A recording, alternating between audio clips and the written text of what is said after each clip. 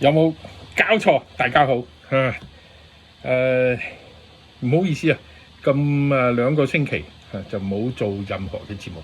咁啊，同大家大概講一下啦，就係9月10號嗰一日咧，就係 Charlie Kirk 俾人哋開槍打死嗰一日啊！我都好不幸，都跌親咁啊，成個膊頭咧就甩嚿。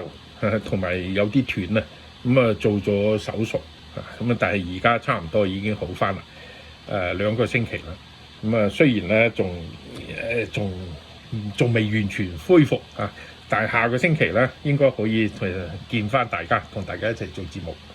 呢啲嘢冇所謂嘅，人生啊係咁樣啊，生老病死啊，睇淡啲，應該做乜嘢繼續做繼續做。